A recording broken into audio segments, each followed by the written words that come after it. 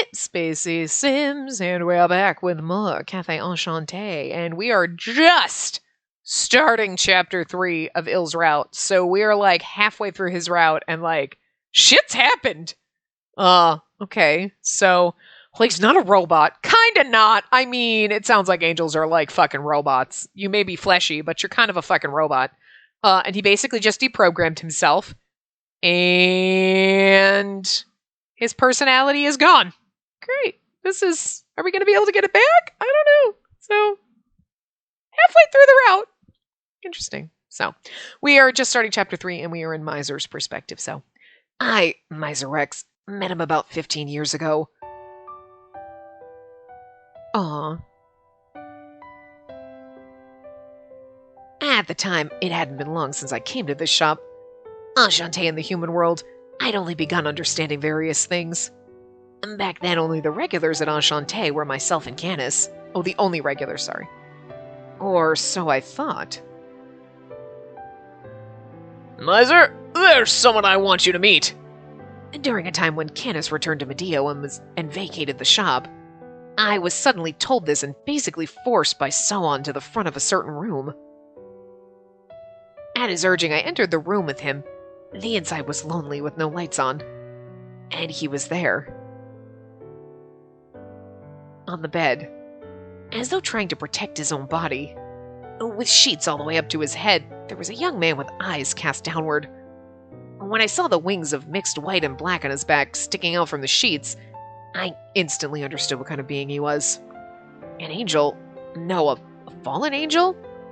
I sought an explanation from Soan, and he spoke with a difficult expression. In summary, shortly before I first came to the shop, he was found sitting in front of the gate. He was injured and unable to look the other way. Someone took him into his care. And for some reason, he had kept his existence hidden from myself and Canis until today. As you can see, no matter what I do or say, he doesn't respond at all. Demons and angels, they have the image of having some connection, right? Okay. At this rate, I don't see him recovering. However, as something like a demon, I figured you might be able to speak to him. What a silly reason. And to be exact, I'm not a demon, you know. However, in the end, I was forced by someone to stand in front of the fallen angel, and I reluctantly tried speaking to him. Nice to meet you? Hey, Soan, he's not even moving. What am I supposed to do? You say that, but this is actually better than before. Until a short time ago, just getting near him would send him into a terrified state. I see. So this is why I didn't introduce Canis and I to him until now. I understand, but Soan still shows no signs of letting me go, so I try to speak again. Alright, so what's your name? My name is Miser. His body shook slightly, however he still didn't open his mouth. Do you not have a name? A nameless angel, and that hair color. And don't tell me you're the Angel of Judgement. It's like, okay. Miser, I wish I knew! Bitch, you fucking knew! Told you he knew. Then he said, I wish I knew. If I told you, it'd be better if I did. Lies. Oh, sorry for the late explanation. And normally angels don't have emotions. If they gain emotions, they become fallen angels. Even I know that much. Also, in Kylum there's the Angel of Judgement, a being known as the strongest of the weapons, serving as executioner of fallen angels. For some reason, while not outright hostile, as often told in the human world, angels have a strange dislike of demon kind. At least according to rumors. I'd been gathering such information so as not to be taken by surprise in the case of a sudden encounter. Anyway, back to the story. Aww. It's just like... It's almost like a little chibi version, but you can't see anything. It's just like... Why would such a big shot be here? In surprise, I stooped down and peered into his hidden face. I was shocked. There was nothing in the expression of his face to manifest emotion. The only thing there was dark and clouded despair in his eyes, that's emotion. As I was bewildered, our gazes met, and then from his lips I noticed a slight movement. What is... Oh. This is ill. What is love? Love? I tried to ask what he meant, but there was no reply. Afterwards, he only repeated this. Something like a broken doll would do. When I saw him like this, I couldn't help but feel pain in my chest. I can't quite describe it, but, for a demon, or like whatever, he's like such a little sensitive squishy, isn't he? In the past, I too despaired. I rejected the state of human existence. My state at that time overlapped with him to a painful degree. So without thinking, could you entrust him to me for a while? I had made such a proposal before I knew it. It was easy enough to say, but all that awaited me afterwards was difficulty and emptiness. No matter what me or someone said or tried to care for him, his response was reliably zero. What is love? All he did was repeat these words. He's a fallen angel. He should have gained a heart. Yet no matter how much time passed, no emotion other than despair sprouted within him. As I repeated the same thing every day, even I started to give up. For a change of pace, I went out of the town, still racking my brain for a solution. So this is all Miser's fault!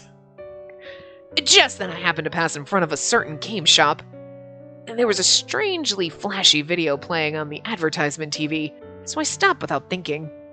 What was playing there was an Otome game? I wondered what that even was and reached for a nearby flyer. A game played from a female perspective to enjoy romance with men. I'd normally have no interest at all in this and would immediately leave, but it's a genre dealing with love, and the thing that Fallen Angel is so fixated on. And the words evoke emotions and the characters react with expression changes. My eyes freeze on that. It's possible that he doesn't even know how to show emotions with facial expressions. Well, it might be a decent reference. Oh my god, all of this is Miser's fault! That's kind of funny. He's like, this is my fault. On such a casual whim, I decided to buy the game with a console and gift it to him. Anyway, I'll leave it here. He operated just as I explained. Try playing it if you feel like it. Although getting him to pick it up would be the biggest problem. Night was approaching, so I did the bare minimum setup and explanation before leaving the room. Command confirmed. Language analysis. Executing. Thank you. And because of you, I was able to learn true love. Love? And this man, he learned it in such short time? Oh, no, wait. I'm assuming it wasn't us that was ill reading that, like, because I'm like, I thought Miser was like, what? Huh? But anyway. And this man, he learned it in such short time? Commencing calculation. Error.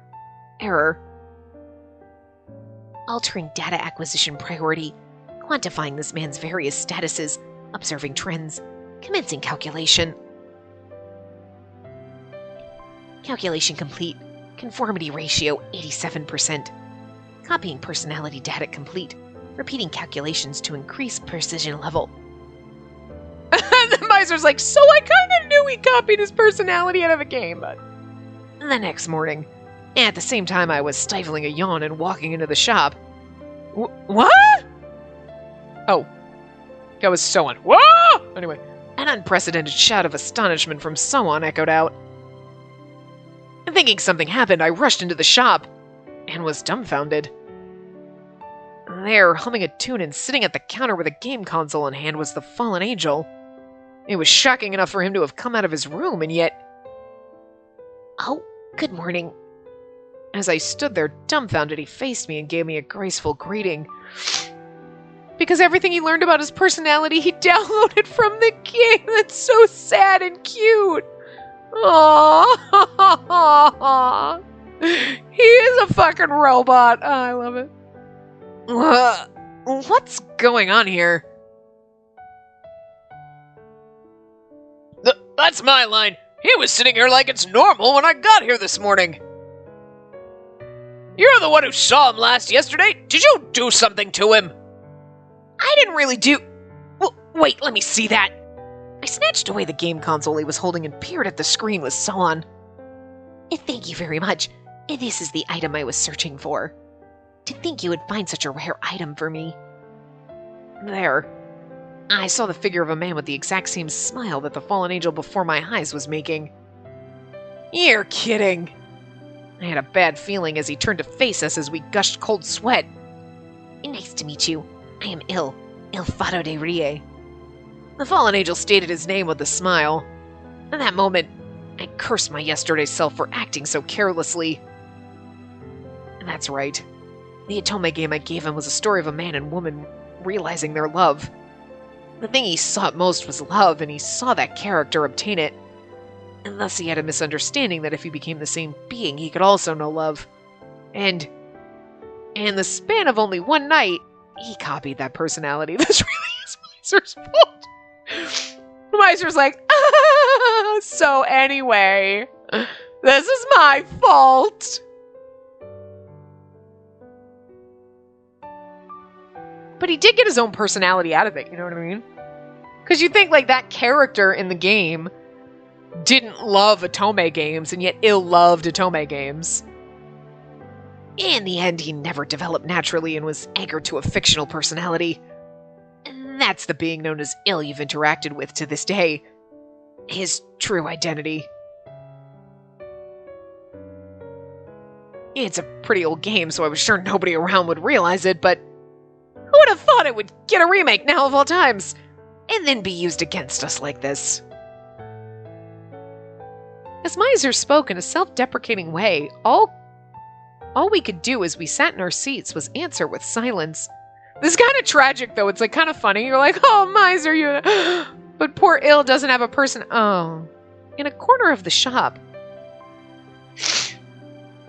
with pure white wings, and eyes lacking any light in them, focusing on nothing. An angel with a face expressing no emotion, who lost his heart. Il sits absent-mindedly in a chair. This was in the story just now, but fallen angels seem to be those who obtained emotions by some reason or another, and as a result are treated as criminals.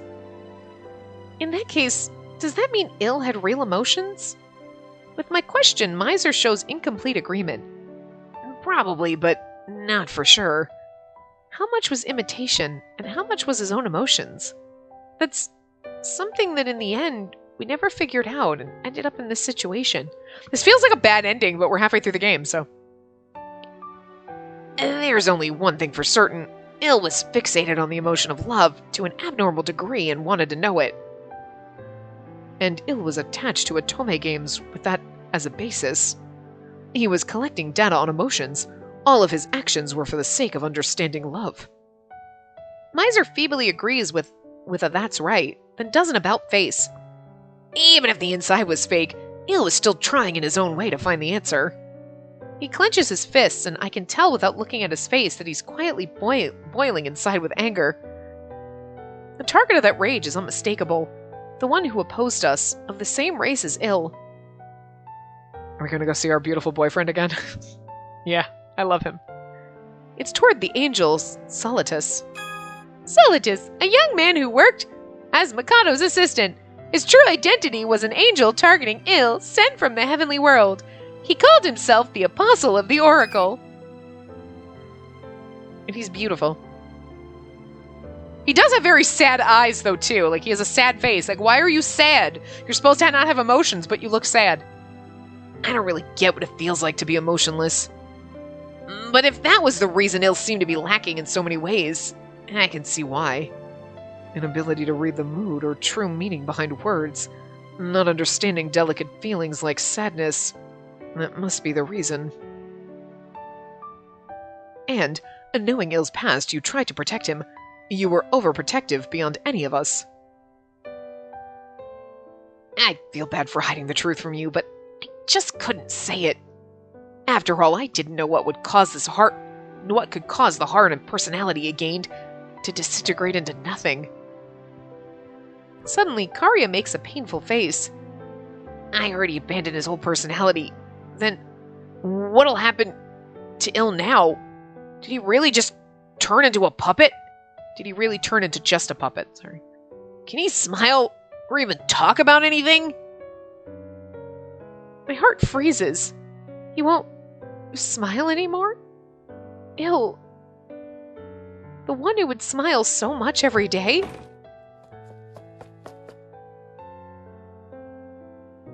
I just can't believe it, so I hurriedly walk over to Il. That's the thing, he copied his personality from that, but that smile, that moment when she's thinking, what, that was all right. No, that was the real, that moment, that little piece was a real person developing underneath that Otome character that he basically adapted. Il? This is all a joke, right? Oh, I know. There's a bunch of things I wanted you to help with today, so... The words I was desperately stringing together aren't even noticed by Il with an inorganic face. Il. All I can make are hoarse voices, and next to me...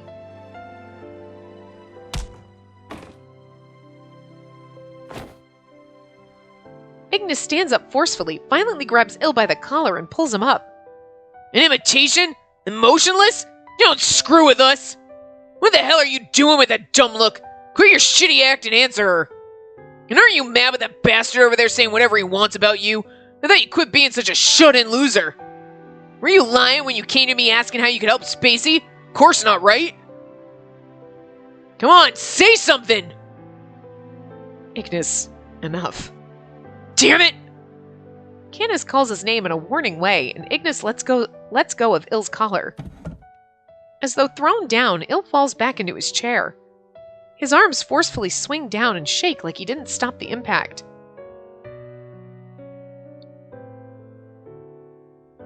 I'm sorry, Il. If I didn't try to flee from Il at that time, this might not have happened. This doesn't seem like we made a bad choice and we're on a bad ending. It's weird. Sadness and despair dominate my heart. Also, for not trusting him, I'm only angry and regretful at myself. Il fatto di rie. 3. His true identity is that he is the strongest weapon of Heavenly World Kylum? Whatever we were calling it anyway. The Angel of Judgement, an executioner of fallen angels. Originally, like the other angels, he had no emotions. After his fall, he imitated the personality and name of a character appearing in an Otome game.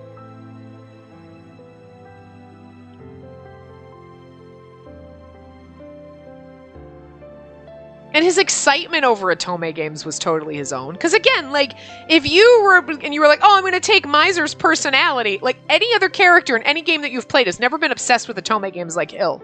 So, like, if you were you play an Otome game, you'd be like, yes, this character, like, I'm going to be freaking Lupin, right? But the obsession with Otome games is unique to you. That was unique to Il, not the character he copied. So... Sorry, I'm gonna stay away from Enchante for a while. After his brief explanation, saying only this, Miser departs looking haggard, but nobody can even try to stop him. But I need you! Rindo, after seeing him off with mixed feelings, with a face just as heavy as Miser's, tries to give me an encouraging smile. It might be difficult anytime soon, but it may be best for you to run your business as you did until now. Because by some unexpected chance, Il's personality and emotions could come back. With such final words of consideration, Rindo returned to GPM.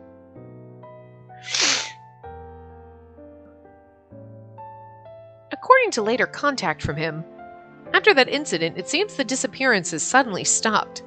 GPM cleared their suspicions of Il for the time being, searching for the Angel's goal and the abducted people, and also seemed to be conducting an inquiry into Mikado, who was the one to hire Solitus as his assistant. Poor Mikado! They're like, you know, you got a non-human girlfriend, you hired an angel who caused some shit, like, I mean... Poor fucking Mikado. As for us during that time... Il, can you stand up? I grasp his hand to gently prompt him on, and he stands up to match my movement. Then, 1 step, 2 steps, we walk as I hold his arm so he doesn't fall. As though copying me, he follows along, albeit slowly. It seems if I give him instructions or guide him, he can at least move around. By some unexpected chance, his personality could return, huh? I feel like I could break at any moment, but that possibility is the one thing barely holding me together. Oh, right! We should try talking to the others! Things like old memories, it can have some effect. Try talking to Karya. It's interesting, but... Karya, so there you were! Yeah, when I'm in the shop, it reminds me of that time. I couldn't do anything. Even though I was there, even though I saw and heard everything. I was trembling. All I could do was what I was told to do. That's wrong. I was the one who could do nothing. You did everything you needed to do for us. You followed Miser's instructions and managed to open the gate, right? If it wasn't for you, it would have been taken away by Solitus. But... When Karya sees Ill's state, his voice trembles. It's a crime to have emotions? What's that supposed to mean? I don't get it. It's too unfair. Soon after getting back to the shop, Canis tells me he needs to return to Medio for some time to report this incident. Spacey! And I see him off. Can't blame Tim for typing terribly. That was Spacey not being able to fucking read. Several days passed. As the owner, I did my best to act strong, but... In a corner of the shop, every time the sight of him hanging his head enters my view, the emptiness inside me grows. You show him where his room is? This is your room. Then, a certain lively guest visited from the gate. Yeah, I'm here to visit! Hey, Ill, you ill? I wasn't making a bad joke just now, right? It just slipped out. He cheerfully enters from the gate, doesn't notice Ignis giving him a dirty look, and starts looking around the shop. This fucker. I guess Dromy, I'm gonna drop kick your ass out of here. I'm not in the mood for you. Yeah, there you are. Jeez, it's hard to find you if you sit in a corner like that. Wait a minute, Dromy. Right now, Ill is... Dromy doesn't know the situation, but my restraint doesn't reach him in time. He starts speed walking towards Ill, and Ill just vaporizes him. Not gonna lie, I'd laugh my ass off and be like, not missing anything. Gah! Right before, Ignis grabs Dromy by the collar, or more literally by the neck, and drags him back to stop him. What do you want, stupid tiger? I got enough trouble to deal with right now. If you want to eat, go eat some ice cream over there. That's not it. I just said I have business with Ill right now. Back in Bestia, near our turf, there's a huge number of angels. What? Dromy, what do you mean? Angels in Bestia?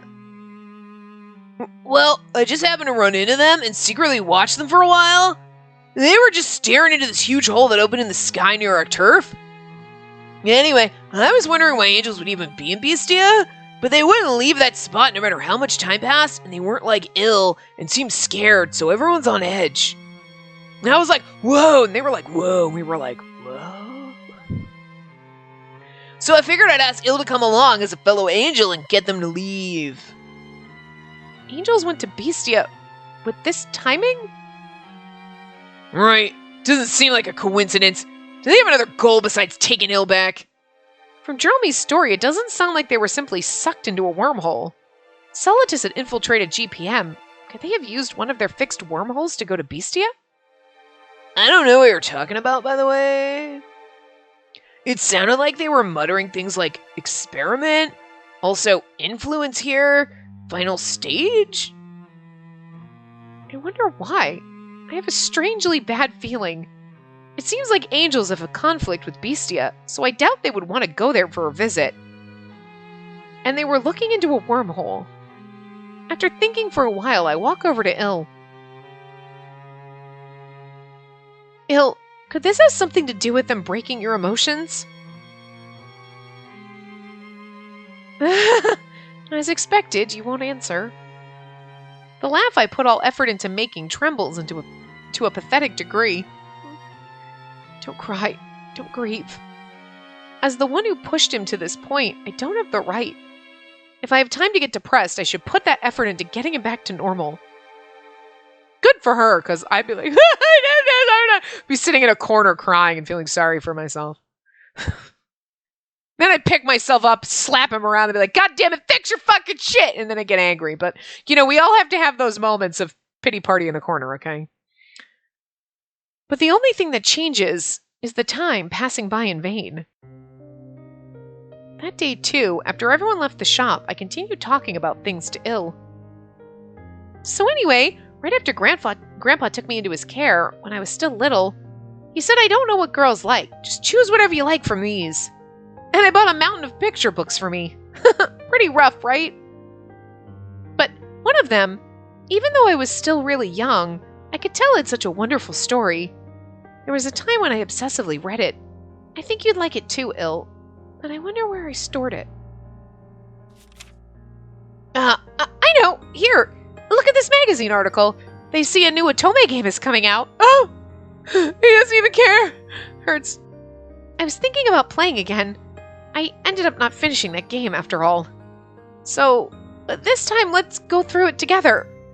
And talk about our thoughts. I've been repeating the same thing for the last several days. Like I'm desperately clinging to it. But no matter how many times I talk to Il, it's like, is he going to get the same personality back he has, or is he going to get like a new one, and it's going to be like we have to learn to love him all over again as a completely different person than the one we liked? You know what I mean? Like, hey, we had love interest A, and now it's the same guy, but he's got a different personality. It's kind of bittersweet to think about that. Like, you're like, well, yay, we still have Il, but we don't have Il. He's not Il, he's somebody else. Like, that's too real. You know what I mean? Because, like, what if you were in love with someone and they got head trauma and then they just kind of, their personality changes? You're like, you know what I mean? Like, I don't know, man. I don't like the way this is going right now. Like, it was really exciting in the like, oh my god, he's like a robot, and now we're like, and now this is where I feel kind of sad, and I want to, like, sit in a corner for a little while. I'm like, no. This is the flat edge of the roller coaster where you're like, oh, the uphill was exciting, and now we're just coasting along. Oh. He's never answered. Not even once. Thanks. Sorry for worrying you, Kororo. This is no good of me. If I let down my guard, I'm liable to collapse, no matter what I'm doing.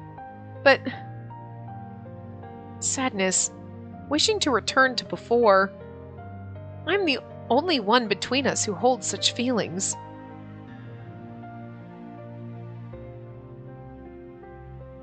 If this is really what emotions are, if it evokes such agony within me, this individual, it chooses to abandon everything. Aww. Look, even the seal looks sad. Seeing how Il shouted that, he might have actually desired this state. In that case, what should I do?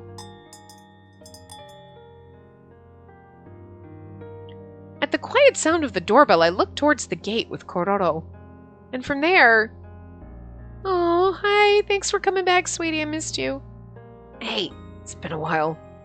After several days, Miser appears with an awkward smile. It's been a while. It's only been like 3 days, Miser. Like, I know you come here every day, but like, Jesus. If it had been like a month, that's been a while. Like, even a couple of weeks, even a week, you'd be like, that's been a while, but like, a couple of days. After sitting Il down by the window... I mean, I guess in this situation, it's been a while, because if he was gone for normally a few days, you'd be like, oh, hey, welcome back. But this is like, it was hard. This is hard. Miser leads me out to the backyard. I heard, and this was the place where Il first succeeded in helping, right? Huh? Oh, yeah. It was an unexpected topic, but it's true, so I nodded right away. I see. You weren't at the shop at the time, right? Yeah. To be honest, it was regrettable. I wanted to see that site if possible. While saying this, he looks up at the sky with a sorrowful face. The cause of that sorrow was unmistakably, you actually cherish Il a lot, don't you, Miser? Like he's real family, like a little brother. Oh, I hurt more because Miser hurts. That's so sad. When I mumble this, Miser gives me a surprised look. Then, yeah, you might be right about that. At first, it was sympathy from the crisis of self, and then a sense of guilt for the false personality. But in the end, as a friend, as family, as an associate, and Enchante, I wanted to protect Il. Wanted to protect. Flipping that around, Miser must regret failing to protect him. Miser... As I hesitated about what to say to him, he takes a breath and smiles. To tell the truth, about his first time helping you I mentioned, Il actually reported that to me. What?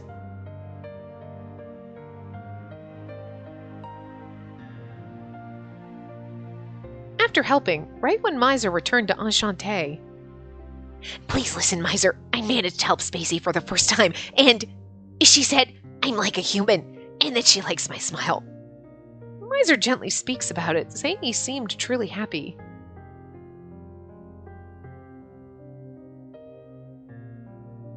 That much? Il was that happy about what I told him? It's true that Il's personality was distorted, and that it was false. Yet, back then, was that smile that Il showed you really a fake? Did he merely resemble that character? No, this is what I've been saying. No. That moment I remember that smile. Well, the moment I remember that smile. The tears I was holding back until now all come spilling from my eyes at once. Why did I doubt him at that time, even for a moment? Such a wonderful smile. Can never be copied. It can never be just an act. It was like he wanted to tell me thank you with everything he had, with that beautiful smile. I see. And then I'm sure, well, he didn't realize it himself, and that was Il's true smile. If what Miser said is true, I would be really happy. However, but realizing that now is too late. Il's heart is no longer... It's not like you two to give up so easily. A means still remains. We heard a creaking. It has to be Canis. I mean, you heard a creak! It's a dead giveaway. He's the only one that creaks like fucking metal. Because, you know. Canis? It's been some time. I just returned from Adio. Yeah, but what did you mean just now? There's still a means. Exactly as I said. After speaking of this incident in detail, Titania sent me with a message. It seems she peered into Il's mind out of curiosity when you last visited Medio. Oh, that's true! I forgot about that! It's like... So she knows some shit. I forgot that she knew some shit. You knew it was going to come back at some point, but I just... let it go. Such a tragic thing to happen! It seems my unpleasant premonition was right. With such a birth, his mind was steeped in darkness to a frightening degree. However, it's still too soon to despair. What? You could say there's a connection between a presence of emotions and a presence of mind. Oh, presence of emotions and presence of mind. If he was truly a puppet with no contents, he would not be a living being, and it wouldn't even be possible to peer into his mind. In other words, Il and angels have a mind to accept emotions, and therefore a soul should exist within them. Right now, most likely, either the contents have been sealed off or have been sucked out. Then, yes, by some means, if the stolen emotions and memories could be sent back into the soul remaining within his body... All we have to do is hack the system! Who do we know that's really... Oh, it's Il. Damn it. After hearing the story, me and Miser look at each other. In other words, there's still a chance of his emotions coming back? I see. The nature of angels. We still have no understanding of that. So of course we'd have no idea how to get them back. Indeed, that's why I said a means still remains. Then we need to learn more about ill and angels? Yes, for that the unknown world, the heavenly world Kylum. Ill's homeland is where we must head. Are we gonna actually go there? Because we didn't get to go. We went to every other world, like in our in the original chapters, and like,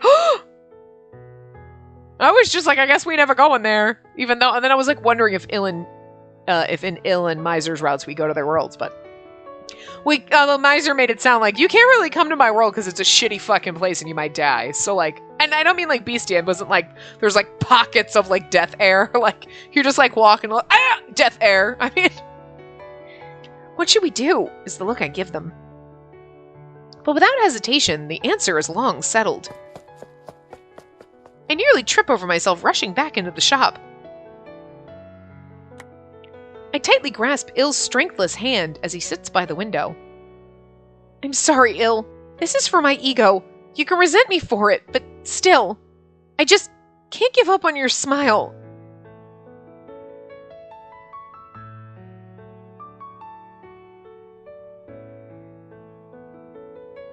Hold him. It's okay, I love you. We'll get you back. 2 days later, after explaining to Ignis, Rindo, and everyone else, we're thoroughly prepared and are set to head to Kylum in the early morning. In my right hand, I securely grasp Ill's hand. He still doesn't grasp back, but with this single hope in sight, his chilled body seems just a little bit warmer. While I'm there, Rindo, who's staying in the human world to handle business, as well as Karya and Koroto, come up to me. So, you're really going? The angels are if the angels are hostile to you, you'll run into danger for certain, you know? Yeah, I know that. I'll just get in the way, but I wanted to help as much as I can to take back Ill's broken heart. I see, Rindo says with a smile, and doesn't try anymore to stop me. I'll leave stuff over here to us, and definitely come back, together with the usual Ill. Pew! Yeah. Next to me, as I nod to Karya, in front of the gate, everyone who'll be accompanying me is assembled. Oh, thank God. I was like, I'm like, I hope the others are coming with us. Like, they're gonna kill you. Yeah, and that would be bad for me to go. I mean, the others have to be going. Really? You think they're gonna be pissed about a human entering the world when we got a demon with them? Miser's like, excuse me. The fuck? Seriously, buddy. The heavenly world, huh? Were there any records saying it has no substance? Like the moment we step in, we plummet above the clouds? Give me a break from bad jokes like that. Who knows? Those were just things Rindo randomly wrote to try to convince us to stop. In reality, it can all be exactly wrong. Regardless of the type of world, battle with angels will be unavoidable. Steel yourselves beforehand. Ha! Bring it on! I was left outside last time, so I'm going all out this time. What's with you? Why are you laughing? It's nothing. I was just happy for your words. Until you heard about this, I didn't know that guy. Is all you would say. Wait, until you heard about this, I didn't know that guy. Is all you would say. Wait, Ignis, were you saying things like that? Shut up. The time was, I was really pissed off too. Including Ignis's flustered excuses, everyone seems to be full of hope. I'm not really sure what they were trying to say there. Like, just seemed a little disjointed and awkward. Even Miser has totally gone back to normal. I smile at Ill standing next to me. Look, Ill, everyone's lending their strength for your smile. While it might be a bit different in meaning from what you sought to learn, you're seen as important and loved by everyone, you know? I guide Ill's hand to the doorknob. I place my palm over his and slowly push it open. Oh my God, this is so exciting! And step into a world of light. The end! Should I cock block you 20 minutes early? I mean, like, no, we're not going to, but... This would have been the perfect place for a part to end. After passing through the gate, at first I'm surprised by the dark space, but quickly realize it's indoors. Relying on the little light, we head outside. Turning around to look all around us.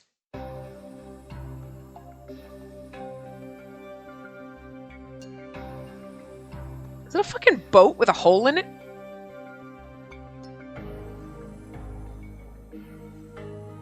Oh my god, it's Noah's fucking Ark. A wrecked ship?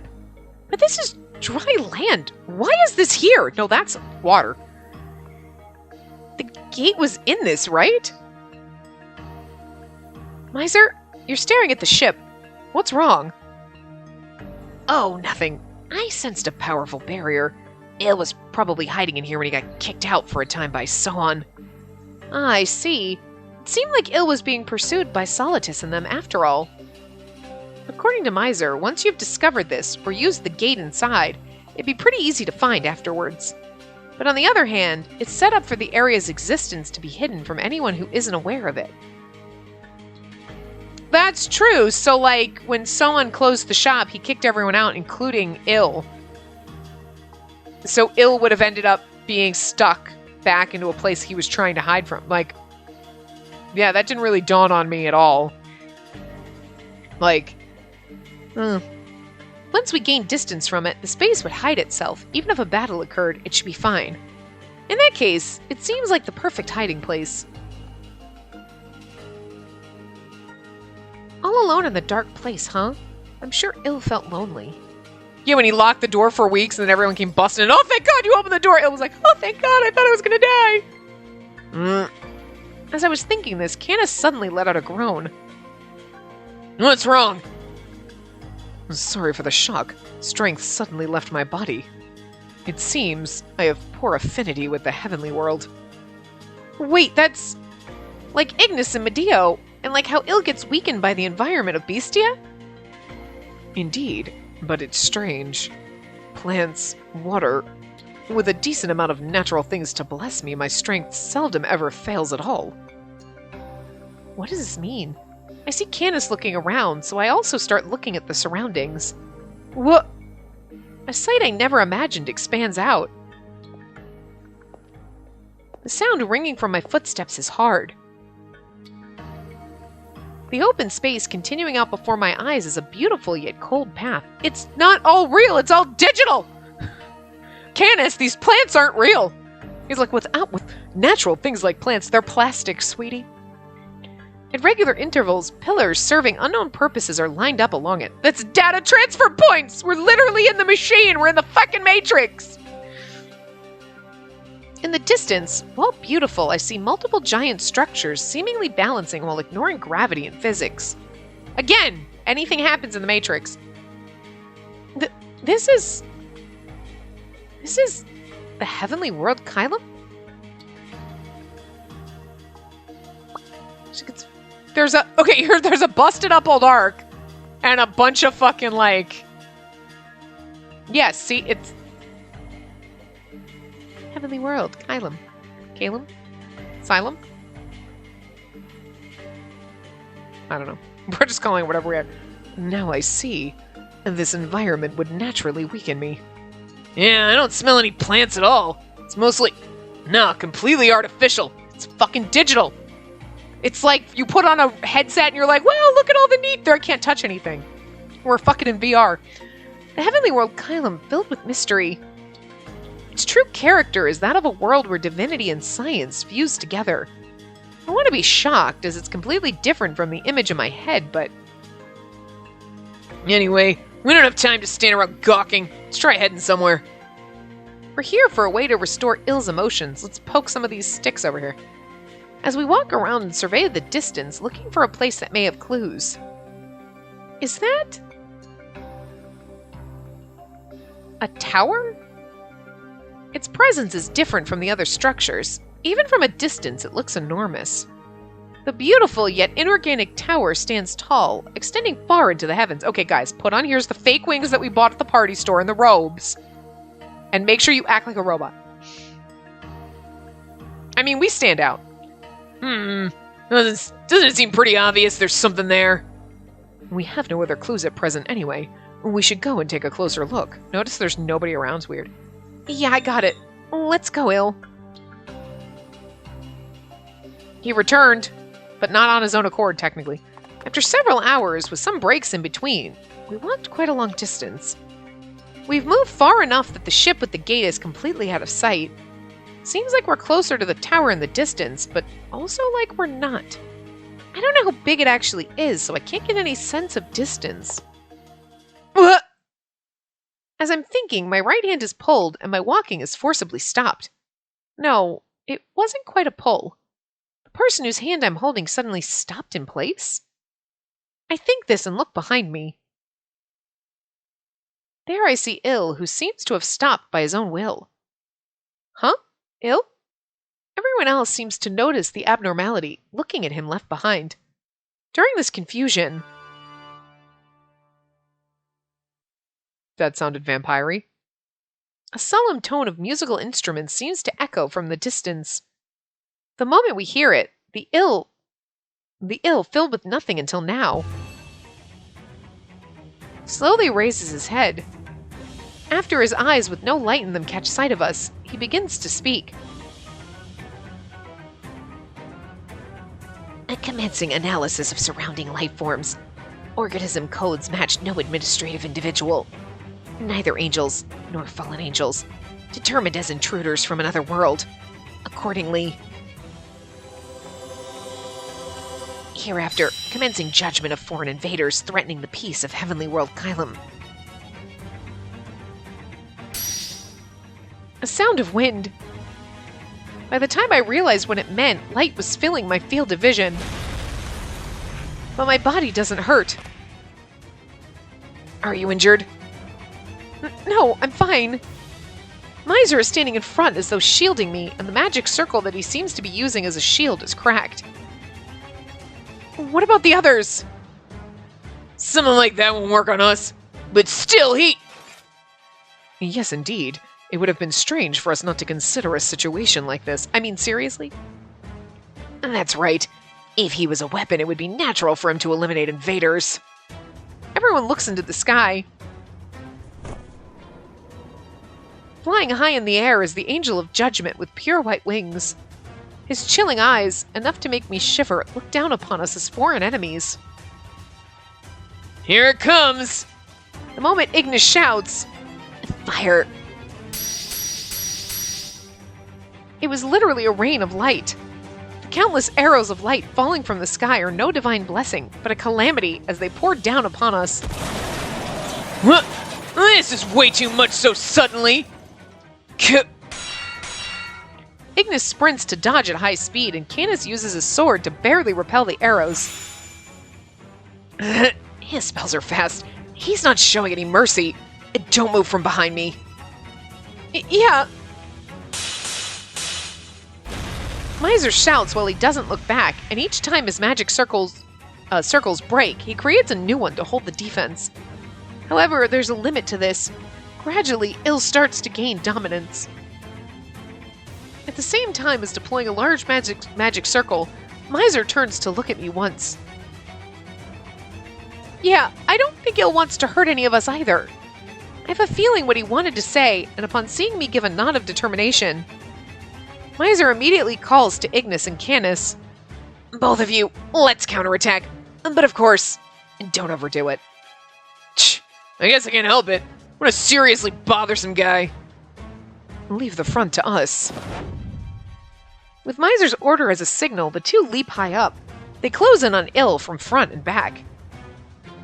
This is my chance to see if hitting you will wake you up. Better clench your teeth, Il. Forgive us. However, deploy barrier.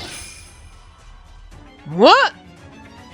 In a single movement, walls of light suddenly appear and stops their two attacks. Unable to fly as the two of them fall, Il sends out new arrows.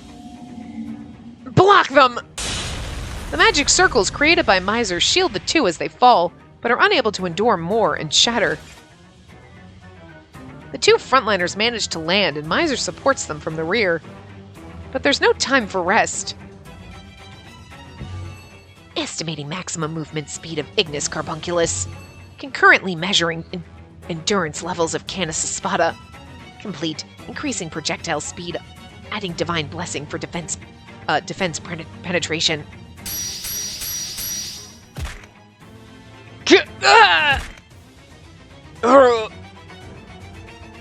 They couldn't totally stop it this time. The arrows of light managed to cut into the bodies of Ignis and Canis. Ignis, we must regroup. Shh. Canis endures the pain, and while he once more starts cutting down arrows, for both defense and slight obscuring, Ignis starts raising a tall wall of flame. Aren't you two injured? Don't say stupid things. This is barely a flesh wound. It's only a flesh wound. Your bloody arm's cut off! Also, what was that just now? The power of those arrows suddenly changed. Could he have changed their effectiveness to correspond with our abilities? As though to affirm Canis's guess, fall. Several giant pillars of light came down from the heavens, piercing the wall of flame. Wait, what? This is seriously way too fast. Seeming to think the defenses wouldn't hold, Miser hurriedly thrusts his hand out and... Shattered fragments of magical circles gathered. They became lightning and fly at the pillars of light. With an immense roar and shake, the powers offset each other. Against wide areas of light, arrows, explosions. Against pillars of light, purple lightning. Chains of light tangle with chains of darkness. Yeah, but like Miser's is cooler because it's purple. I like purple. Giant halos appear and surround us, but are pierced by dark spears. Every form of magic that ill unleashes is countered by a different magic attack. He seriously has the same firepower as me. An angel and a demon king. Yeah, but you're in the heavenly world. If you weren't, then who knows. But arch enemies, as known in the human world, are having a battle just like legends would tell of. Darkness and light crash against each other in the sky countless times and shake the world itself. I'm doing my utmost to stay my trembling legs and remain standing, to not break Miser's focus. At the same time, in a place a little ways away, two frontliners. And this is the true power of Ill? He was always in more of a support role, after all. As though to further show his true power, Ill soars even higher. He fixes his gaze down on Miser, who's been managing to offset his attacks. Concluding all simple forms of attack will be neutralized or offset. Threat level maximum. Searching for most effective spell against Miser Rex. Hit. Requesting approval for use of large-scale destruction spell. Rank 2. Cherubium? And supply of spirit energy required. What you doing, buddy? Request granted. Commencing convergence. From even higher in the sky, silver-colored light rains down onto Ill, and it's absorbed into his body. Around him, several enormous circles of light appear and begin to stack upon each other. Even I, a total amateur with no knowledge of this, can instinctively tell how dangerous that light is. Miser crosses his arms, and a dome-shaped barrier covers us. Miser, can you actually stop that? To be honest, it's iffy, but there's no running from that spell, so the only option is to ward it off. Also, I just remembered, but Ill was actually weakened before because of his fall. I see. Kylam was Ill's homeland.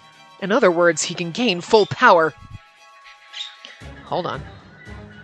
Spam call. Fuck off. Sorry. And now that Ill has returned to his original form, he's ridiculously dangerous. Especially because he was the Angel of Judgement, so he probably has lots of power. More than others, you know. A drop of cold sweat drips down his face from the bomb blast of that. Glaringly bright light starts to illuminate the area. Target area locked. May my song carry out judgment here. Ill said. Ill shouted so desperately that he didn't want to kill anymore. Yet at this rate, he even threatens his cherished friends. Before I could shout this out, who's saying, "Whoa there, I won't let you do that!"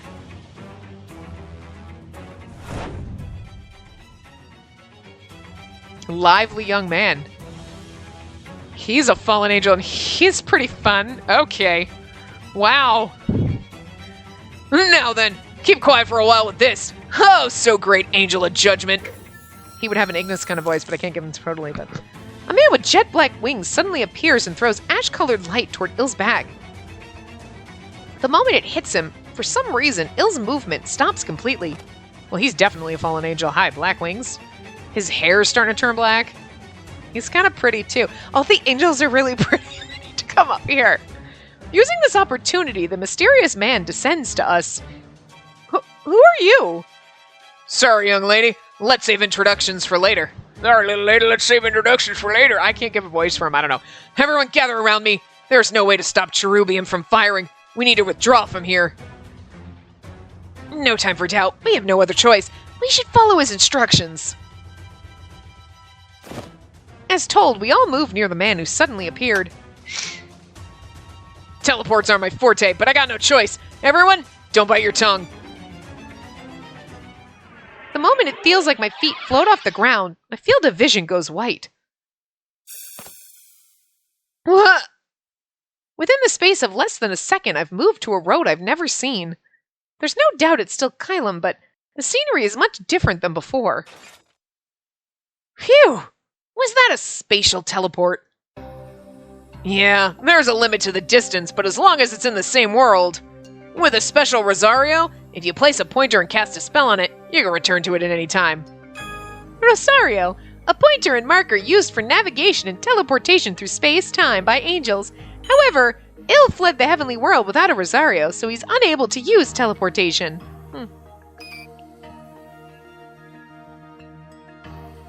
Back during the attack, when the fallen angels appeared in the shop, that bastard Solitus must have left those beforehand. I don't know what you're talking about, but still, you got lucky. If I wasn't nearby, you'd be nothing but dust by now, you know? The man gives us a big, cheerful smile. Perhaps because that cheer reduced his vigilance, Canis speaks up to learn his identity. Thank you for your assistance. However, who am I? I'd ask you the same thing. But still, there's no doubt you should be thankful to me, see? Huh? As he says this, he points with his finger. Beyond the clouds, barely in sight, is an enormous space floating in the sky. Maybe it's an effect of the magic. Ill's inorganic singing voice resounds loudly, even to hear. Likely the area where we were until a moment ago.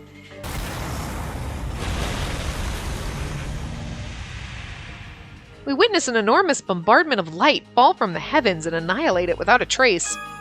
Cherubium, the second strongest attack spell in the heavenly world, used only by higher beings. A cannon of light fires from the heavens, annihilating an area tens of kilometers wide without a trace. In this human world, this is said to be a class of angels, the second highest rank.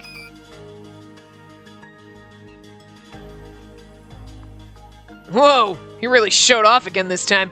Probably blew away the other angels patrolling that area too. No way. Ill isn't a weapon? But that naive thought is meaningless with the sight before my eyes. Even though I didn't want to, I see the meaning and nature behind Ill's creation. All the other regulars can't swallow it either. Whether knowingly or unknowingly.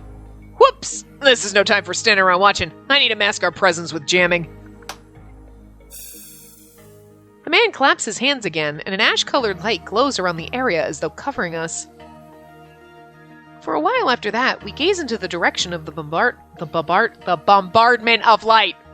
The direction of the bombardment of light. That was really hard for some reason. So someone's saying unpleasant may be the expression for this. I don't know if that's supposed to be the man. Oh. Much like before, jamming was used yet again to block the connection, it seems. Jamming originally means obstruction of energy waves necessary for lasers or communications. It can restrict the movement of angels, hide one's presence, and more, making it fairly all-purpose type of magic. Regardless, welcome back, Apostle of Judgment. God would likely be overjoyed by your return as well. Let us go. God wishes to see you directly and seeks your participation in the plan. Ill, who had stopped in the sky, is led along by Solitus as they vanish into the distance. Well, we did this! Ill! Whoa! That's the Apostle of the Oracle! Another dangerous one showed up. Apostle of the Oracle? That reminds me, Solitus called himself that before. Yeah, the most powerful angels directly under God are apostles, and among them, the Apostle of the Oracle is the second most powerful angel, after the Angel of Judgement. He's God's right hand. You could call him a strategist. The man who saved us hits his fists together, as though saying that's enough. It's literally Ignis and Angel form. Right now, it's more important to hide.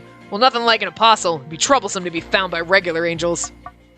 The man stomps his foot on the floor, and where there was nothing, the floor cracks open and a staircase leading underground appears. I invite you to our hideout. Let's go. With his words, we all look at each other. We should endure it for now. We need to come up with a plan to save Il. Indeed, fighting blindly would accomplish nothing. Spacey, I'm sure you don't want to watch any more bloodshed either.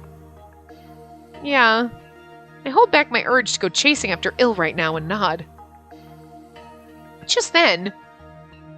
You know, I helped you out on Reflex, but now that I think about it, who exactly are you? I can tell you're an angel, at least. You were holding off the Angel of Judgement himself, so you must not be ordinary. Oh, what should I do? I don't know his position, so how should I answer? I'm in love with him, and... You know. Well, whatever. At the very least, there's no harm to us in helping the enemy of our enemy. Saying this, without hesitation, he starts walking down the stairs underground. Oh, also? The sector's pretty high up. Be careful not to slip and fall, alright? Prompted by him, I turn around to look, and below the stairs I see... nothing.